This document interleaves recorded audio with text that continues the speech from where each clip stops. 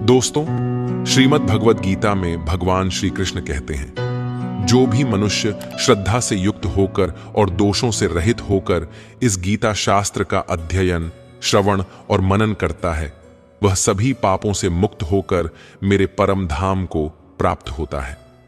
मित्रों, इसलिए कहा भी जाता है कि जिस घर में भी श्रीमद् भगवद गीता का पाठ हर रोज पढ़ा और सुना जाता है, उस घर में कभी कोई संकट या परेशानी नहीं आती। भगवान श्री कृष्ण की कृपा और आशीर्वाद हमेशा उस घर पर बना रहता है और जीवन सुख, संपत्ति, धन, वैभव और आनंद से परिपूर्ण हो जाता है। कल्पना कीजिए, आप एक युद्ध क्षेत्र में खड़े हैं। चारों तरफ सैनिकों के पैर पटकने की आवाज, शंखों की गूंज, धनुष बाणों की टंकार और रथों के पहियों की गड़गड़ाहट से धरती कांप रही है। आकाश में धूल का गुब्बार छाया हुआ है। सामने शत्रुओं की विशाल सेना खड़ी है। लेकिन यहां कोई साधारण युद्ध नहीं होने वाला। यह धर्म और अधर्म के बीच की सबसे बड़ी लड़ाई है। ऐसे ही माहौल में अर्जुन खड़े थे। उनके हाथों में उनका दिव्य गांडीव धनुष था। वे युद्ध के लिए तैयार थे, लेकिन जैसे ही उन्होंने अपने विरोधियों को देखा, उनका मन हिल गया। सामने कौन खड़ा था? उनके अपने भाई दुर्योधन, दुशासन और अन्य कौरव। उनके गुरु द्रोणाचार्य, जिन्होंने उन्हें खुद धनुष विद्या सिखाई थी। उनके ही आदर्श भीष्म पितामह, जिनका आशीर्वाद हमेशा उनके साथ था। अर्जुन का हृदय कंपायमान हो उठा। उनका शरीर शिथिल पड़ गया। धनुष हाथ से छूटने लगा। उन्होंने श्री कृष्ण की ओर देखा और कहा, हे माधव, मैं यह युद्ध नहीं कर सकता। मैं अपने ही बंधु बांधवों को मारकर राज्य पाकर क्या करूंगा? ये वैभव, ये विजय, ये सब किस काम का, अगर अपनों का रक्त बहाना पड़े? ये कहकर अर्जुन अपने रथ के भीतर बैठ गए। उनके नेत्र अश्रुपूर्ण हो गए। अगर आप गहराई से सोचें तो अर्जुन की यह मनोदशा हमारी ही तरह है। जब हम जीवन के कठिन मोड़ पर आते हैं, जब हमें बड़े फैसले लेने पड़ते हैं, तो हम भी असमंजस में पड़ जाते हैं। हमें डर लगता है, शंका होती है और हम फैसला नहीं कर पाते। अब इसे एक ऐसे उदाहरण से समझते हैं जिसे सुनकर आपको अपनी जिंदगी की कुछ घटनाएं याद आ जाएंगी। सोचिए, किसी स्टूडेंट की परीक्षा होने वाली है। उसने पूरे साल मेहनत की, लेकिन परीक्षा के दिन उसे डर लगने लगता है। अगर मैं फेल हो गया तो? अगर मेरे दोस्त मुझसे आगे निकल गए तो? अगर मैं अपने माता पिता की उम्मीदों पर खरा नहीं उतरा तो? और यह सोचकर वह हिम्मत हारने लगता है।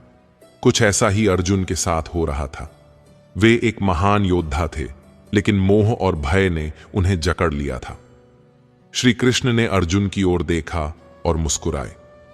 उन्हें अर्जुन की दुविधा देखकर आश्चर्य नहीं हुआ, क्योंकि वे जानते थे कि यह मानवीय स्वभाव है। फिर भी अर्जुन के इस तरह हार मानने पर उन्होंने कहा, हे पार्थ, यह तुम्हें शोभा नहीं देता। तुम तो महान योद्धा हो, फिर यह दुर्बलता क्यों? यह मनुष्य का स्वभाव नहीं, यह कायरता है। इससे तुम्हारा नाम भी नष्ट होगा और धर्म भी। श्री कृष्ण यहां हमें यह सिखा रहे हैं कि जब कठिन परिस्थितियां आए, तब हमें हार नहीं माननी चाहिए, बल्कि हमें अपने कर्तव्य को याद रखना चाहिए और दृढ़ निश्चय के साथ आगे बढ़ना चाहिए। अब इसे एक ऐसे उदाहरण से समझते हैं जिसे सुनकर आपको अपनी जिंदगी की कुछ घटनाएं याद आ जाएंगी। सोचिए, एक बिजनेसमैन जो कई सालों से मेहनत कर रहा है, अचानक एक दिन उसे बड़ा नुकसान हो जाता है। वह सोचने लगता है, अब मेरा कुछ नहीं हो सकता, मैं यह व्यापार छोड़ देता हूं। लेकिन यदि वह धैर्य से काम ले और प्रयास करता रहे, तो एक दिन वह सफल हो सकता है। यही श्री कृष्ण की पहली सीख थी। यह मोह छोड़ो, यह तुम्हारे लिए नहीं है। उठो और अपने कर्तव्य का पालन करो। लेकिन अर्जुन अभी भी शंका में थे। उन्होंने कृष्ण से कहा, हे केशव, मैं नहीं जानता कि क्या सही है और क्या गलत। मेरे मन में शांति नहीं है। कृपया मुझे शिष्य की तरह शिक्षा दीजिए। मैं आपकी शरण में हूं। यह पल बहुत महत्वपूर्ण था, क्योंकि यहां अर्जुन ने अहंकार छोड़कर ज्ञान प्राप्त करने की इच्छा जताई। जब तक हम अहंकार में होते हैं, तब तक हमें सत्य का ज्ञान नहीं होता। लेकिन जब हम स्वयं को समर्पित करते हैं और सीखने की इच्छा रखते हैं, तभी हमें सच्चा ज्ञान प्राप्त होता है। अब इसे एक ऐसे उदाहरण से समझते हैं जिसे सुनकर आपको अपनी जिंदगी की कुछ घटनाएं याद आ जाएंगी। अगर कोई व्यक्ति बीमार है और डॉक्टर की दवाई लेने से इनकार करता है, तो क्या वह ठीक हो सकता है? नहीं। पहले उसे स्वीकार करना होगा कि उसे दवाई की जरूरत है। यही अर्जुन ने किया। उन्होंने कृष्ण को अपना गुरु मानकर सच्चा ज्ञान मांगा। अर्जुन ने एक और सवाल पूछा, अगर मैं अपने ही परिवार को मारूंगा तो क्या यह पाप नहीं होगा? क्या मैं अधर्म का भागी नहीं बनूंगा? अब श्री कृष्ण ने बहुत गहरी बात कही, हे अर्जुन, तू किसी को नहीं मार रहा, न कोई तेरा शत्रु है, न कोई तेरा मित्र। आत्मा न जन्म लेती है, न मरती है, यह सदा अमर है। यह केवल शरीर बदलती है, जैसे पुराने वस्त्रों को छोड़कर नए वस्त्र धारण किए जाते हैं। इसका मतलब यह है कि हम शरीर नहीं, आत्मा है। जो मरता है वह शरीर है, आत्मा अमर रहती है। अब इसे एक ऐसे उदाहरण से समझते हैं जिसे सुनकर आपको अपनी जिंदगी की कुछ घटनाएं याद आ जाएंगी। आपका फोन पुराना हो जाता है तो आप नया खरीदते हैं। क्या आप दुखी होते हैं कि पुराने फोन को छोड़ना पड़ा? नहीं, क्योंकि आपको पता है कि यह सिर्फ एक वस्तु थी। इसी तरह शरीर भी केवल एक वस्त्र है जिसे आत्मा समय आने पर छोड़ देती है। यह सुनकर भी अर्जुन पूरी तरह आश्वस्त नहीं हुए, लेकिन वे अब श्री कृष्ण के हर शब्द को ध्यान से सुन रहे थे। भावनाओं में बहकर अपने कर्तव्य से पीछे मत हटो। मोह और डर सबसे बड़ी बाधाएं हैं, इनसे पार पाना ही असली सफलता है। हम आत्मा हैं, शरीर नहीं। मृत्यु केवल शरीर की होती है, आत्मा अमर है। जब हम भ्रमित हों तो हमें एक ज्ञानी गुरु की शरण में जाना चाहिए। अर्जुन मोह और शंका में पड़कर युद्ध करने से इनकार कर रहे थे। वे सोच रहे थे कि अपने ही परिवार और गुरुजनों के विरुद्ध युद्ध करना पाप होगा, लेकिन श्री कृष्ण ने उनसे कहा कि यह मोह और कायरता उन्हें शोभा नहीं देती। अब अर्जुन ने एक और महत्वपूर्ण प्रश्न पूछा, हे माधव, आप कह रहे हैं कि मुझे मोह छोड़कर अपने कर्तव्य का पालन करना चाहिए, लेकिन यदि मैं अपने प्रियजनों को मारूंगा तो क्या यह अधर्म नहीं होगा? क्या इससे मेरा पाप नहीं बढ़ेगा? यही वह क्षण था जब श्री कृष्ण ने जीवन का सबसे बड़ा रहस्य बताया, आत्मा का ज्ञान। श्री कृष्ण ने अर्जुन को समझाया, हे पार्थ, तू जिसे मारने का सोच रहा है वह असल में कभी मर नहीं सकता। आत्मा न जन्म लेती है, न मरती है। यह अनादि, अविनाशी और शाश्वत है। जो जन्मा है उसकी मृत्यु निश्चित है, और जो मरा है उसका पुनर्जन्म निश्चित है। श्री कृष्ण यहां हमें यह सिखा रहे हैं कि हम शरीर नहीं, आत्मा है। शरीर बदलता है, लेकिन आत्मा सदा एक समान रहती है। इसे हम छोटे से उदाहरण के साथ समझते हैं। आप जब छोटे थे तब आपका शरीर वैसा नहीं था जैसा आज है। जब आप और बड़े होंगे तब यह शरीर और बदल जाएगा, लेकिन फिर भी आप वही रहेंगे, आपका अस्तित्व वही रहेगा। इसी तरह जब शरीर नष्ट हो जाता है तब आत्मा उसे छोड़कर एक नया शरीर धारण कर लेती है, जैसे पुराने कपड़े उतारकर नए पहन लिए जाते हैं। अर्जुन युद्ध से भागना चाहते थे क्योंकि उन्हें अपनों की मृत्यु का भय था, लेकिन श्री कृष्ण ने कहा, हे अर्जुन, जो आया है उसे एक दिन जाना ही होगा। जैसे दिन के बाद रात और रात के बाद दिन आता है, वैसे ही जीवन और मृत्यु का चक्र चलता रहता है। इसे हम छोटे से उदाहरण के साथ समझते हैं। अगर कोई व्यक्ति नदी के किनारे बैठकर सोचने लगे कि अगर मैं पानी में उतरूंगा तो मेरे पैर भीग जाएंगे, तो क्या वह नदी पार कर सकता है? नहीं। इसी तरह अगर हम जीवन में सिर्फ मृत्यु के भय से अपने कर्तव्यों से भागते रहें तो हम कुछ भी हासिल नहीं कर सकते। श्री कृष्ण यह सिखा रहे हैं कि मृत्यु का भय व्यर्थ है, क्योंकि आत्मा कभी नहीं मरती। अब अर्जुन ने एक और सवाल पूछा, हे गोविंद, यदि आत्मा अमर है तो फिर हमें इस संसार में क्यों आना पड़ता है? हमारा जीवन का असली उद्देश्य क्या है? तब श्री कृष्ण ने उत्तर दिया, हे अर्जुन, यह संसार एक नाटक की तरह है। यहां हर कोई अपने अपने कर्मों के अनुसार भूमिका निभा रहा है। जो इस संसार में जन्मा है उसका एक कर्तव्य है। जो अपने कर्तव्य का पालन नहीं करता वह अधर्म की ओर बढ़ता है। इसे हम छोटे से उदाहरण के साथ समझते हैं। अगर कोई किसान बीज बोए ही नहीं तो क्या उसे फसल मिलेगी? अगर कोई विद्यार्थी पढ़ाई ही न करे तो क्या वह परीक्षा में सफल होगा? यही जीवन का नियम है, हमें अपने कर्म करने ही होंगे। श्री कृष्ण अर्जुन से कह रहे हैं कि युद्ध से भागना कोई समाधान नहीं है, कर्तव्य का पालन करना ही धर्म है। यहां श्री कृष्ण ने वह ज्ञान दिया जो आज भी हर किसी के लिए सबसे महत्वपूर्ण है। कर्म करो, लेकिन फल की चिंता मत करो। जो व्यक्ति केवल परिणाम के बारे में सोचता रहता है वह कभी सफल नहीं हो सकता। अब इसे एक ऐसे उदाहरण से समझते हैं जिसे सुनकर आपको अपनी जिंदगी की कुछ घटनाएं याद आ जाएंगी। एक क्रिकेटर मैदान में उतरता है, लेकिन अगर वह सिर्फ इस बात पर ध्यान दे कि मुझे शतक बनाना है तो वह हर बॉल पर घबराने लगेगा। लेकिन अगर वह हर बॉल को ध्यान से खेले तो शतक अपने आप बन सकता है। इसी तरह जीवन में हमें अपने कर्म करते रहना चाहिए, लेकिन परिणाम की चिंता नहीं करनी चाहिए। हम शरीर नहीं, आत्मा है। आत्मा अमर है, इसीलिए मृत्यु का भय व्यर्थ है। यह संसार कर्म भूमि है और हमारा कर्तव्य ही हमारा धर्म है। मृत्यु अटल सत्य है, जो जन्मा है उसे एक दिन जाना ही होगा। सच्ची सफलता कर्म करने में है, न कि फल की चिंता करने में। श्री कृष्ण ने अर्जुन को बताया कि आत्मा अमर है, मृत्यु केवल शरीर की होती है और जीवन में हमें केवल अपने कर्तव्यों का पालन करना चाहिए। लेकिन अब अर्जुन के मन में एक और प्रश्न उठता है, अगर सब कुछ कर्मों पर निर्भर है तो भक्ति का क्या महत्व है? क्या भगवान की शरण में जाने से हमें कोई लाभ होगा?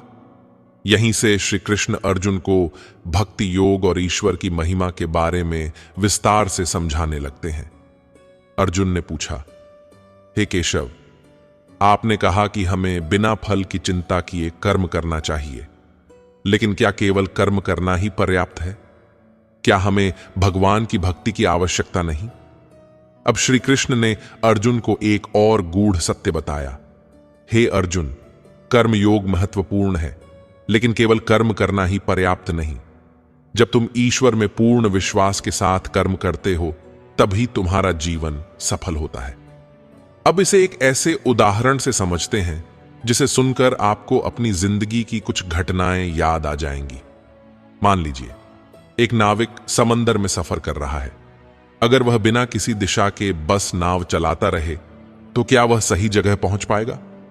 नहीं, उसे एक दिशा की जरूरत होती है। इसी तरह केवल कर्म करना पर्याप्त नहीं, बल्कि सही दिशा यानी ईश्वर की शरण भी जरूरी है। अर्जुन अभी भी संशय में थे। उन्होंने श्री कृष्ण से पूछा, हे माधव, क्या भगवान हर जगह हैं? क्या वे केवल स्वर्ग में रहते हैं या वे हमारे साथ भी हैं? तब श्री कृष्ण ने उत्तर दिया, हे अर्जुन, मैं सर्वत्र हूं। मैं हर जीव के हृदय में स्थित हूं। मैं ही इस संसार का निर्माण करने वाला हूं। मैं ही इसका पालन करने वाला हूं और मैं ही इसका संहार करने वाला हूं। इसे हम छोटे से उदाहरण के साथ समझते हैं। जब सूरज चमकता है तो उसकी रोशनी हर जगह फैल जाती है, जंगलों में, पहाड़ों में, समंदर में, हर जगह। क्या सूरज को हम केवल आसमान में देख सकते हैं? नहीं, उसकी किरणें हर जगह मौजूद होती हैं। उसी तरह भगवान केवल मंदिरों में नहीं बल्कि हर जगह है, हमारी आत्मा में, हमारे कर्मों में और हमारे विचारों में। अब अर्जुन ने एक और प्रश्न पूछा, हे गोविंद, बहुत से लोग आपकी पूजा करते हैं, लेकिन क्या यही सच्ची भक्ति है? श्री कृष्ण ने मुस्कुराते हुए उत्तर दिया, हे अर्जुन, सच्ची भक्ति का अर्थ केवल पूजा करना नहीं बल्कि मुझे अपने हृदय में स्थान देना है। जब तुम अपना हर कार्य मुझे समर्पित कर देते हो तभी वह सच्ची भक्ति बनती है। इसे हम छोटे से उदाहरण के साथ समझते हैं। अगर एक मां अपने बच्चे की सेवा करती है, उसे प्यार से भोजन कराती है, उसे अच्छे संस्कार देती है, तो क्या वह भगवान की पूजा कर रही है? हां, क्योंकि वह निस्वार्थ भाव से कर्म कर रही है। सच्ची भक्ति का अर्थ केवल मंदिर जाना नहीं बल्कि हर कार्य को भगवान के प्रति प्रेम और समर्पण के साथ करना है। अर्जुन ने पूछा, हे कृष्ण, संसार में हर कोई दुखी है। कोई धन के लिए परेशान है, कोई रिश्तों के कारण, कोई असफलता के कारण।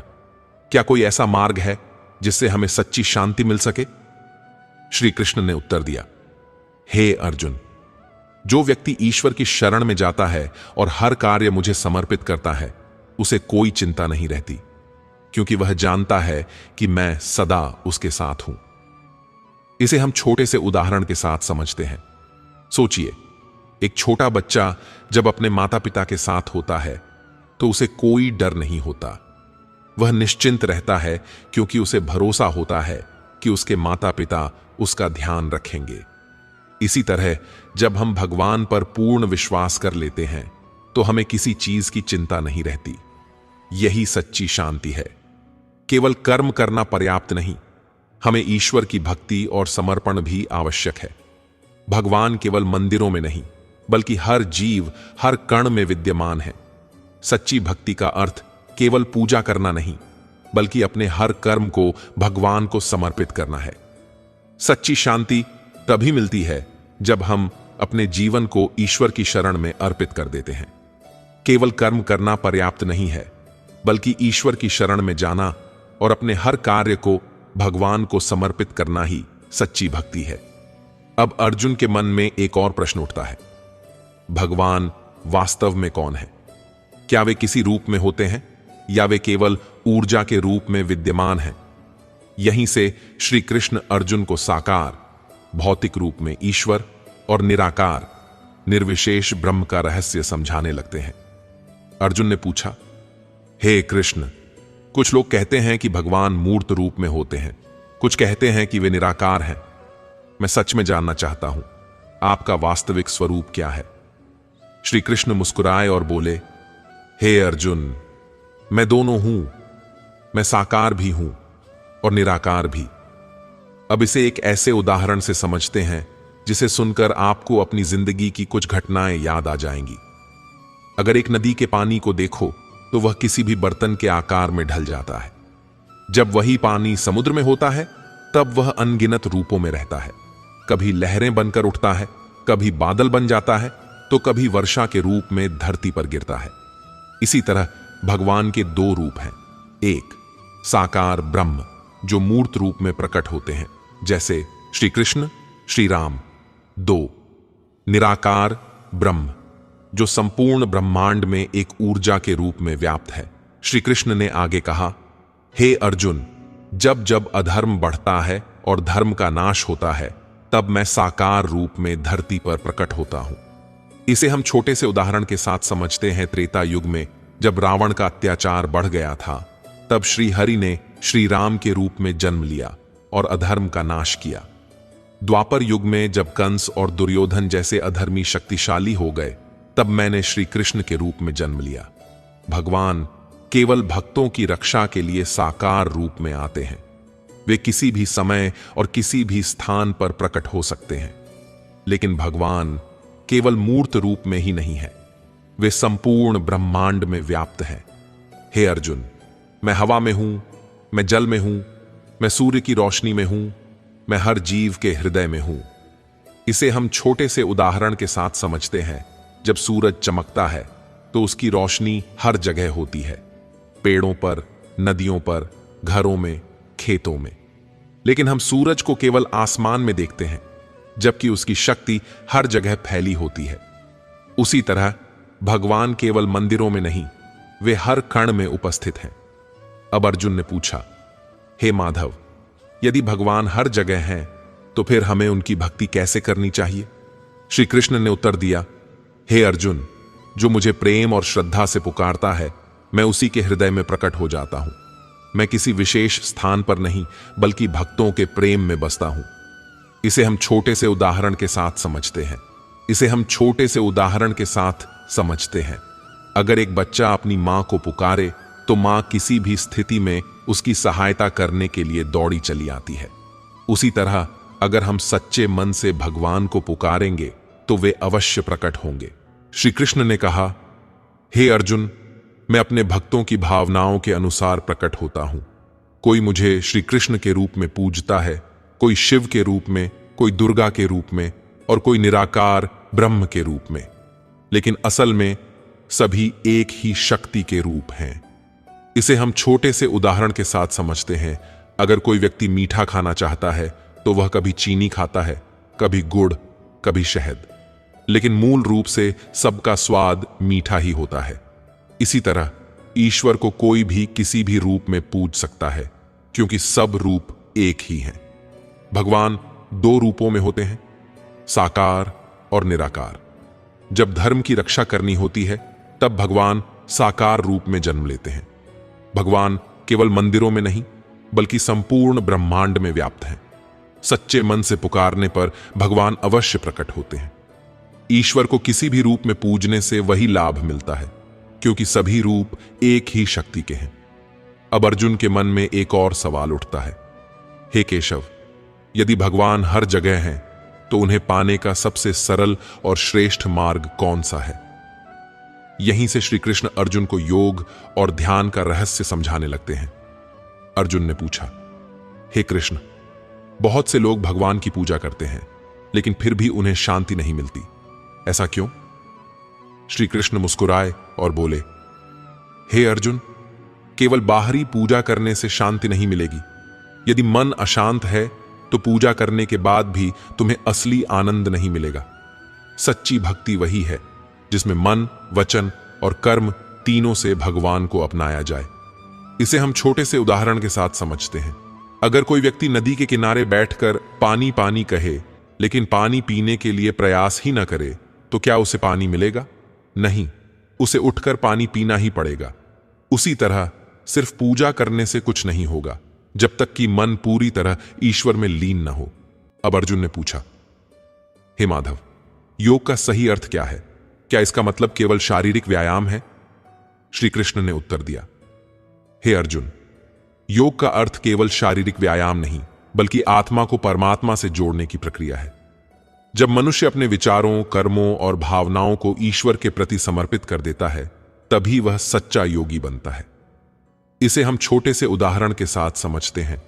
एक पतंग को देखो, वह ऊंचे आसमान में उड़ती है लेकिन वह एक डोर से बंधी होती है। अगर वह डोर कट जाए तो पतंग भटकने लगेगी। इसी तरह यदि हमारा मन ईश्वर से जुड़ा नहीं होगा तो हम जीवन में भटकते रहेंगे। योग वह डोर है जो हमें ईश्वर से जोड़ती है। श्री कृष्ण ने अर्जुन को बताया कि योग के कई प्रकार होते हैं। भक्ति योग, जब मनुष्य पूर्ण प्रेम और श्रद्धा के साथ ईश्वर की भक्ति करता है। डू, कर्म योग, जब व्यक्ति निष्काम भाव से कर्म करता है और फल की चिंता नहीं करता। 3, ज्ञान योग, जब व्यक्ति आत्मा और ब्रह्म के सत्य को जानने के लिए ज्ञान अर्जित करता है। 4, राजयोग, ध्यान योग, जब व्यक्ति ध्यान और समाधि के माध्यम से अपने भीतर ईश्वर का अनुभव करता है। अब इसे एक ऐसे उदाहरण से समझते हैं जिसे सुनकर आपको अपनी जिंदगी की कुछ घटनाएं याद आ जाएंगी। 4, अलग अलग लोग एक ही जगह जाना चाहते हैं। एक व्यक्ति पैदल जाता है, दूसरा घोड़े पर, तीसरा नाव से, चौथा हवाई जहाज से। सभी का लक्ष्य एक ही है लेकिन मार्ग अलग अलग है। इसी तरह योग के 4 प्रकार हैं लेकिन सभी का लक्ष्य ईश्वर तक पहुंचना ही है। अर्जुन ने पूछा, हे प्रभु, ध्यान क्या है और इसे करने से क्या लाभ होता है? श्री कृष्ण ने कहा, हे अर्जुन, ध्यान का अर्थ है अपने मन को नियंत्रित करना और उसे ईश्वर में एकाग्र करना। जब मन स्थिर हो जाता है तभी व्यक्ति अपने सच्चे स्वरूप को पहचान पाता है। इसे हम छोटे से उदाहरण के साथ समझते हैं। एक शांत झील को देखो, जब उसमें कोई लहर नहीं होती तब उसमें सब कुछ स्पष्ट दिखता है, लेकिन जब पानी अशांत होता है तो कुछ भी साफ नहीं दिखता। इसी तरह जब हमारा मन शांत होता है तभी हमें ईश्वर का अनुभव होता है। श्री कृष्ण ने अर्जुन को ध्यान करने की सरल विधि बताई। 1, शांत स्थान चुनो, ध्यान के लिए कोई भी शांत जगह चुनो। 2, सीधे बैठो, रीढ़ की हड्डी सीधी रखकर बैठो और शरीर को आराम दो। 3, सांसों पर ध्यान दो, धीरे धीरे गहरी सांस लो और छोड़ो। 4, भगवान का स्मरण करो, अपने मन को भगवान के नाम में स्थिर करो। 5, सोच को रोकने की कोशिश मत करो। अगर कोई विचार आता है तो उसे देखने दो, लेकिन उसमें उलझो मत। इसे हम छोटे से उदाहरण के साथ समझते हैं। अगर एक कमरे में बहुत शोर हो तो हमें कुछ भी साफ नहीं सुनाई देगा, लेकिन अगर हम धीरे धीरे शोर को बंद कर दें तो हमें सब कुछ स्पष्ट सुनाई देने लगेगा। इसी तरह ध्यान का अभ्यास करने से हमारा मन शांत हो जाता है और हमें ईश्वर का अनुभव होने लगता है। केवल बाहरी पूजा पर्याप्त नहीं, मन की शुद्धि भी जरूरी है। योग का अर्थ केवल व्यायाम नहीं, बल्कि आत्मा को परमात्मा से जोड़ना है। योग के 4 प्रमुख प्रकार हैं: भक्ति योग, कर्म योग, ज्ञान योग और ध्यान योग। ध्यान करने से मन शांत होता है और ईश्वर से जुड़ने में सहायता मिलती है। ध्यान के अभ्यास से व्यक्ति अपने सच्चे स्वरूप को पहचान सकता है। अब अर्जुन के मन में एक और बड़ा सवाल उठता है। हे कृष्ण, अगर योग और भक्ति से ईश्वर को पाया जा सकता है, तो फिर यह संसार इतना मोहक और जटिल क्यों है? लोग क्यों भटकते हैं? यहीं से श्री कृष्ण अर्जुन को माया, भ्रम और संसार के असली स्वरूप का रहस्य समझाने लगते हैं। अर्जुन ने पूछा, हे माधव, यह संसार क्या सच में वास्तविक है या यह केवल एक भ्रम है? श्री कृष्ण मुस्कुराए और बोले, हे अर्जुन, यह संसार सत्य भी है और असत्य भी। यह सत्य इसलिए है क्योंकि जब तक मनुष्य इसमें है उसे यह वास्तविक लगता है, लेकिन यह असत्य इसलिए है क्योंकि यह नश्वर है, यह सदा के लिए नहीं रहेगा। अब इसे एक ऐसे उदाहरण से समझते हैं जिसे सुनकर आपको अपनी जिंदगी की कुछ घटनाएं याद आ जाएंगी। अगर कोई व्यक्ति सपने में देखे कि वह एक राजा बन गया है, उसके पास महल हैं, सेवक हैं, धन है, तो जब तक वह सपना देख रहा होता है उसे सब कुछ असली लगता है। लेकिन जैसे ही वह जागता है उसे एहसास होता है कि यह सब केवल एक सपना था। उसी तरह यह संसार भी एक सपना ही है।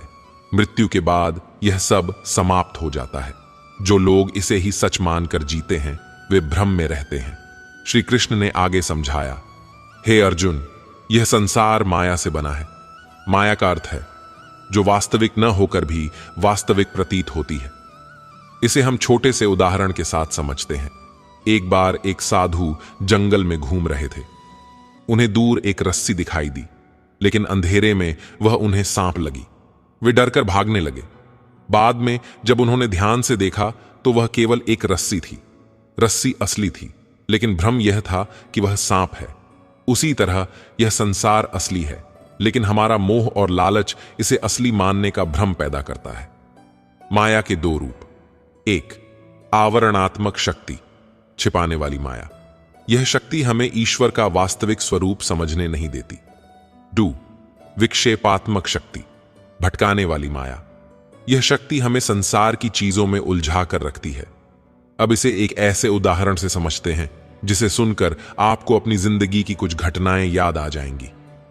सूरज के सामने जब बादल आ जाते हैं तो हमें सूरज दिखना बंद हो जाता है, लेकिन इसका मतलब यह नहीं कि सूरज नहीं है, वह वहीं पर है। इसी तरह माया का पर्दा हमें ईश्वर से दूर रखता है, लेकिन सच्चे ज्ञान से यह पर्दा हटाया जा सकता है। अर्जुन ने पूछा, हे कृष्ण, यदि यह संसार माया है तो इससे कैसे बाहर निकला जाए? श्री कृष्ण ने उत्तर दिया, हे अर्जुन, माया से बाहर निकलने के लिए केवल 3 मार्ग हैं। 1, ज्ञान, सत्य को जानना। यह जानना कि यह संसार नश्वर है और आत्मा अमर है। 2, भक्ति, ईश्वर की शरण में जाना, भगवान को अपने जीवन का केंद्र बनाना। 3, वैराग्य, असत्य से दूर रहना, अनावश्यक इच्छाओं और भौतिक सुखों की दौड़ से बचना। इसे हम छोटे से उदाहरण के साथ समझते हैं। अगर एक व्यक्ति नदी में गिर जाए तो वह जितना हाथ पैर मारेगा उतना ही डूबेगा, लेकिन अगर वह शांत होकर तैरने की कोशिश करे तो वह बाहर निकल सकता है। उसी तरह जो व्यक्ति इस संसार में भटकने की बजाय सत्य को स्वीकार करता है वह माया से मुक्त हो सकता है। श्री कृष्ण ने समझाया, हे अर्जुन, संसार को छोड़ने की आवश्यकता नहीं है, बल्कि उसमें रहते हुए अपने मन को ईश्वर से जोड़ने की आवश्यकता है। इसे हम छोटे से उदाहरण के साथ समझते हैं। कमल का फूल कीचड़ में रहता है, लेकिन फिर भी वह उस कीचड़ से प्रभावित नहीं होता। इसी तरह हमें भी संसार में रहकर अपने मन को शुद्ध और ईश्वरमय बनाना चाहिए। यह संसार एक सपना है जो सत्य प्रतीत होता है, लेकिन असल में नश्वर है। माया हमें भ्रमित करती है और ईश्वर को समझने से रोकती है। माया से बाहर निकलने के 3 मार्ग हैं: ज्ञान, भक्ति और वैराग्य। संसार में रहते हुए भी मुक्त रह सकते हैं यदि हम ईश्वर से जुड़े रहें। कमल की तरह संसार में रहकर भी निर्लिप्त रहना ही सच्ची भक्ति है। जो समझ नहीं सके उनके साथ समझौता ना करो। इससे अच्छा है अकेले रहना। कम से कम इस बात का सुकून रहेगा कि कोई है ही नहीं तो समझेगा कौन।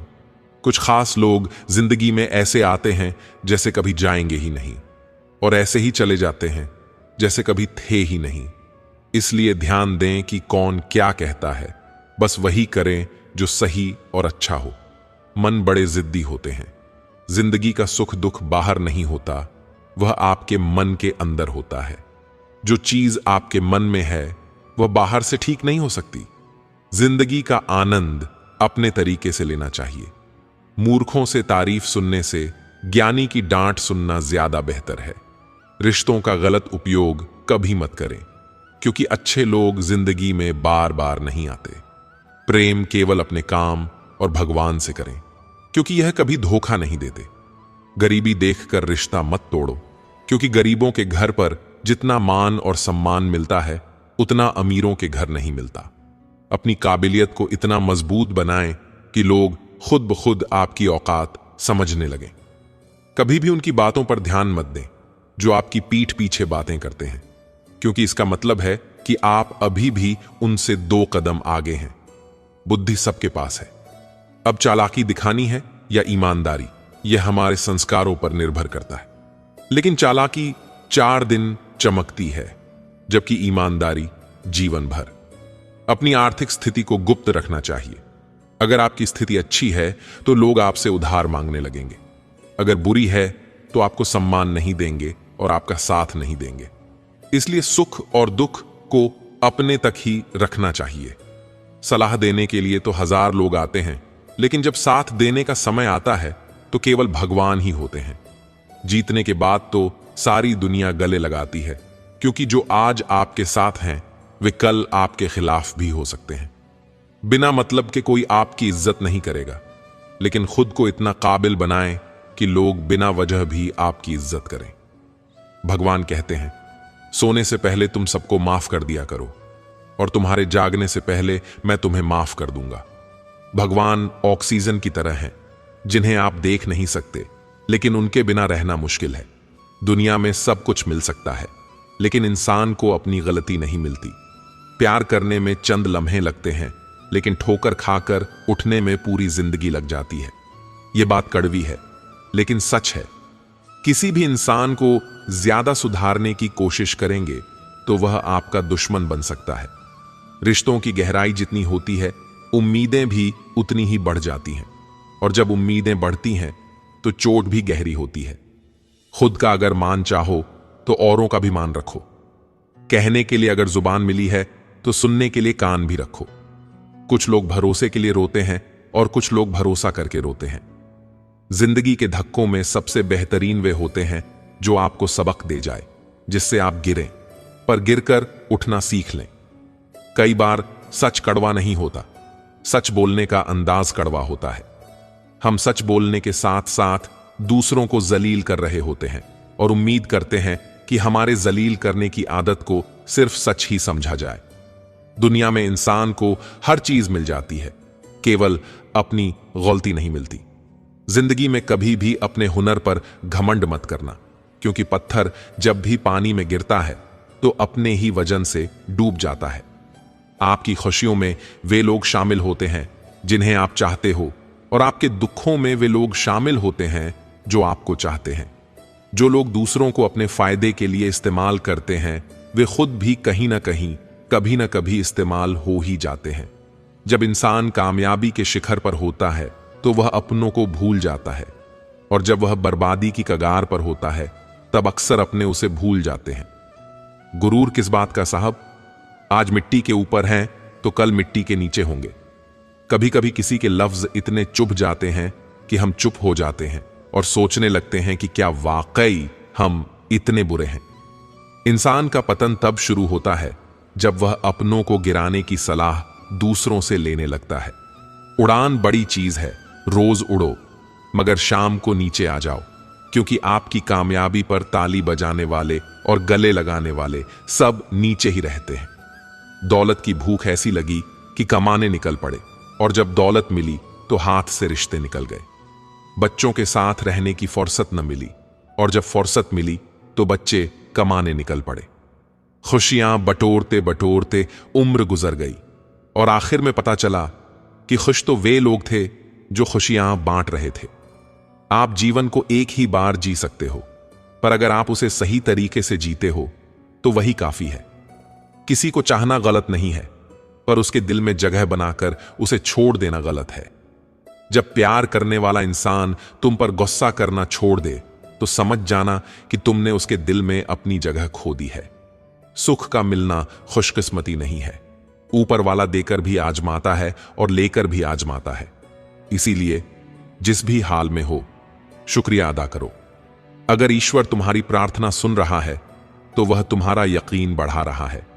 अगर वह प्रार्थना सुनने में देरी कर रहा है तो वह तुम्हारा सब्र बढ़ा रहा है। और अगर वह तुम्हारी प्रार्थनाओं का जवाब ही नहीं दे रहा तो वह तुम्हें औज़म रहा है। इसीलिए जिस भी हाल में हो, प्रार्थनाएं करते रहो। दोस्त को हर राज मत बताओ, दोस्तों के भी दोस्त होते हैं। इस दुनिया की सबसे सस्ती चीज है मशविरा। एक से मांगो, 1000 मिलते हैं। और दुनिया की सबसे महंगी चीज है मदद। हजारों से मांगो, तब कहीं जाकर किसी से मिलती है। कुछ गलतियां सुधारी नहीं जाती, दिलों को सोचकर तोड़ा करो। इस दुनिया का सबसे मुश्किल काम है अपने अपनों में से अपनों को खोजना। थोड़ा सा सम्मान मिला तो पागल हो गए, थोड़ा सा धन मिला तो बेकाबू हो गए, थोड़ा सा ज्ञान मिला तो उपदेश की भाषा सीख ली, थोड़ा सा यश मिला तो दुनिया पर हंसने लगे, थोड़ा सा रूप मिला तो दर्पण तोड़ डाला, थोड़ा सा अधिकार मिला तो दूसरों को तबाह कर दिया। इस तरह तमाम उम्र छलनी में पानी भरते रहे और अपनी समझ से बहुत बड़ा काम करते रहे। कुपोषण हर जगह है, कहीं आहार कम है तो कहीं संस्कार कम है। असफलता अनाथ होती है, जबकि सफलता के कई रिश्तेदार होते हैं। घड़ी की टिक टिक को यूं मामूली मत समझो, इसे समझो कि यह जिंदगी के पेड़ पर कुल्हाड़ी की मार है। जब इंसान गलती करता है तो वह अपने दाएं बाएं आगे पीछे सब देख लेता है, पर अपने अंदर और ऊपर कभी नहीं देखता। लोगों से खुशी खुशी मिलो, खुशी खुशी बात करो। कौन जाने जिसे आप सख्त लहजे में जवाब दे रहे हो वह खुद जिंदगी के किसी कठिन दौर से गुजर रहा हो। लोगों को ठीक करने की जिम्मेदारी उठाने से पहले अपने भीतर एक बार जरूर झांक लेना। कुछ लोग बहुत ज्यादा सोचते हैं, फिजूल सोचते हैं। जितना ज्यादा सोचोगे उतना ज्यादा परेशान रहोगे। खुद को या तो मजबूत कर लो या मसरूफ कर लो। लोगों को अपनी अच्छाइयां बताकर उनके साथ रहने की भीख मत मांगो। अपने कुछ बुरे पहलू बताकर देखो, फिर देखना कौन कौन साथ चलता है। किसी को पाने की तमन्ना मत करो, बल्कि इतने काबिल हो जाओ कि लोग तुम्हें पाने की तमन्ना करें। ऐसे बनो कि तुम नहीं, लोग तुम्हें खोने से डरें। लोग नसीहत से नहीं, ठोकर से सबक लेते हैं। नसीहत एक कान से दाखिल होकर दूसरे से बाहर निकल जाती है, लेकिन ठोकर सीधे दिल पर लगती है। एक व्यक्ति बनकर नहीं, व्यक्तित्व बनकर जिंदा रहो।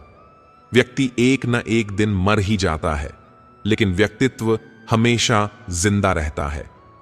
किसी की तलाश में मत निकलो, क्योंकि लोग वक्त के साथ खुद ही बदल जाते हैं। ईश्वर को वह आंखें बहुत पसंद हैं जो उसकी याद में रोई हों, जो अपने गुनाहों पर रोई हों, जो किसी का दिल दुखाकर रोई हों, जो किसी की बुराई को देखना ना चाहती हो। ऐसी आंखें ईश्वर को बहुत पसंद हैं। एक बार किसी ने एक स्वस्थ खुशहाल बुजुर्ग से पूछा, आपके सेहतमंद बुढ़ापे का क्या राज है? बुजुर्ग ने जवाब दिया, मैंने कभी गुस्से और नाराजगी को दिल में नहीं रखा, कभी खुद से आगे बढ़ते लोगों से जलन नहीं की और कभी किसी के नुकसान पर खुशी नहीं मनाई। जिंदगी में ऐसे लोग बहुत कम होते हैं जो सच में आपका दर्द समझ पाते हैं। बाकी सब तो सिर्फ दिखावा ही करते हैं। अगर आपकी जिंदगी में ऐसे लोग हैं तो उन्हें संभाल कर रखिएगा। अगर खुश रहना है तो ये 2 बातें भूल जाओ। 1, वह बुरा बर्ताव जो किसी ने तुम्हारे साथ किया। 2, वह अच्छा बर्ताव जो तुमने किसी के साथ किया। इन बातों से हमेशा बचो। अपने राज दूसरों को बताने से, झूठी तारीफ सुनकर खुश होने से और घर की बातें बाहर करने से। हमेशा सच बोला करो ताकि कसम खाने की जरूरत ना पड़े। उस इंसान को बदलने की कोशिश मत करो जो खुद ही बदलना नहीं चाहता। सोचने से ज्यादा करने में विश्वास रखो। याद रखना, कामयाबी की पहली सीढ़ी कोशिश है। कोशिश से गलती, गलती से सबक, सबक से तजुर्बा और तजुर्बे से कामयाबी हासिल होती है। लोगों की बातों पर ध्यान देना छोड़ दो, क्योंकि लोगों को खुश करने के लिए अगर तुम मुड़कर भी दिखा दोगे तो भी वे कहेंगे इसे चलना नहीं आता। अगर तुम गुलाब न बन सको तो कोई बात नहीं, कांटा भी बनो, क्योंकि जो शख्स कांटा नहीं बनता वह एक न एक दिन गुलाब बन ही जाता है। इतने कठोर मत बनो कि तोड़ दिए जाओ, और इतने नरम भी मत बनो कि निचोड़ दिए जाओ। दोस्त के साथ उस नमक की तरह रहो जो खाने में दिखाई तो नहीं देता, लेकिन अगर ना हो तो उसकी कमी जरूर महसूस होती है। अगर कोई दोस्त तुम्हें अपना राज बताए तो समझ लेना कि उसने अपनी इज्जत तुम्हें जमानत में दी है। उस अमानत की हिफाजत करना। गैर थे कौन, अपने थे कौन, ये हम न समझ पाए। हमने देखा जिधर भी चेहरे बदले बदले से नजर आए। पानी का स्वाद तब लिया जाता है जब आप प्यासे होते हैं। ठीक इसी तरह एक सच्चे इंसान के प्रेम और महत्व का पता तब चलता है जब हम अकेले होते हैं। दर्द हमेशा अपने ही देते हैं, वरना गैरों को क्या पता कि आपको तकलीफ किस बात से होती है। प्यार में कोई दिल तोड़ता है, जिंदगी में कोई भरोसा तोड़ता है। जिंदगी जीना कोई गुलाब से सीखे जो खुद टूटकर दो दिलों को जोड़ता है। अब मुझे तकलीफ नहीं होती, लेकिन सस्ती सोच फिर भी दिख जाती है। प्यार से बात करने का मतलब सिर्फ प्यार नहीं, बल्कि सम्मान करना भी होता है। रात गुजर गई मगर सवेरा नहीं था। हां, वो मेरा तो था मगर सिर्फ मेरा नहीं था। अच्छा होगा, अपनी नई जिंदगी शुरू कर दो। रोने से मोहब्बत लौटकर नहीं आती। कोई किसी के लिए खास नहीं होता। लोग तभी याद करते हैं जब उनका टाइम पास नहीं होता। किसी इंसान की आदत होना सबसे खतरनाक आदत होती है। किसी को बेइंतहा चाहने से मोहब्बत नहीं मिलती। आज की मोहब्बत के लिए बैंक बैलेंस होना बहुत जरूरी है। समझदार इंसान से की गई कुछ मिनट की बातें हजारों किताबें पढ़ने से बेहतर होती हैं। रिश्ता तोड़ देने से मोहब्बत खत्म नहीं होती। दिल में वो भी रहते हैं जो दुनिया छोड़ देते हैं। मैंने फलों को देखकर इंसानों को पहचाना है। जो बहुत मीठे होते हैं वे अंदर से सड़े रहते हैं। रिश्ता ऐसा हो जो हमें अपना मान सके, जो हमारे हर दुख को जान सके। अगर हम बारिश में भी चल रहे हों तो पानी से अलग हमारे आंसू पहचान सके। जो आपके हाथ में नहीं है, यदि उसका मोह करोगे तो जीवन नरक बन जाएगा। बहुत मजबूत हो जाते हैं वो लोग जो अंदर से टूट जाते हैं। जिंदगी को इतनी सस्ती मत बनाओ कि दो कौड़ी के लोग खेल कर चले जाएं। हमारी आंखें अक्सर वही लोग खोलते हैं जिन पर हम आंख बंद करके भरोसा करते हैं। लोगों को इस बात से फर्क नहीं पड़ता कि आप खुश हो या नहीं। कपड़े और चेहरे अक्सर झूठ बोलते हैं। इंसान की असलियत तो वक्त बताता है। बादशाह तो वक्त होता है, इंसान तो यूं ही गुरूर करता है। जब तक आप अपनी समस्याओं और कठिनाइयों की वजह दूसरों को मानते हैं, तब तक आप अपनी समस्याओं को मिटा नहीं सकते। अपनों को हमेशा अपना होने का एहसास दिलाओ, वरना वक्त तुम्हारे अपनों को तुम्हारे बिना जीना सिखा देगा। लोग क्या कहेंगे? अगर यह सोचकर आप कुछ नहीं कर रहे तो आप जीवन की पहली परीक्षा में हार गए। अगर आज कमाई से ज्यादा मेहनत कर रहे हो तो बहुत जल्दी मेहनत से ज्यादा कमाई करोगे। तो दोस्तों, यही है श्रीमद् भगवद गीता का सार। जीवन का सत्य, धर्म का मार्ग और आत्मा की शाश्वत यात्रा। गीता हमें सिखाती है कि कर्तव्य निभाना ही सबसे बड़ा धर्म है और परिणाम की चिंता किए बिना कर्म करना ही सच्ची भक्ति है। हर परिस्थिति में मन को शांत रखना, मोह और अहंकार से मुक्त होकर अपनी आत्मा को पहचानना और भगवान श्री कृष्ण के बताए ज्ञान को अपने जीवन में अपनाना, यही गीता का सबसे बड़ा संदेश है। अगर हम अपने जीवन में इस दिव्य ज्ञान को अपनाएं तो हर समस्या का समाधान, हर दुख का अंत और हर भ्रम का नाश संभव है। यह ग्रंथ न केवल एक धार्मिक शास्त्र है, बल्कि जीवन जीने की सर्वोत्तम कला भी है। आइए हम सभी श्रीमद् भगवद गीता के इन अमर उपदेशों को अपने जीवन में लागू करें और अपने कर्मों से इस संसार को एक श्रेष्ठ स्थान बनाने का प्रयास करें। जो हुआ अच्छा हुआ, जो हो रहा है अच्छा हो रहा है, जो होगा वह भी अच्छा ही होगा। अगर आपको यह वीडियो पसंद आया हो तो लाइक, शेयर और कमेंट जरूर करें और ऐसे ही प्रेरणादायक और आध्यात्मिक वीडियो के लिए हमारे चैनल को सब्सक्राइब करना ना भूलें। जय श्री कृष्ण।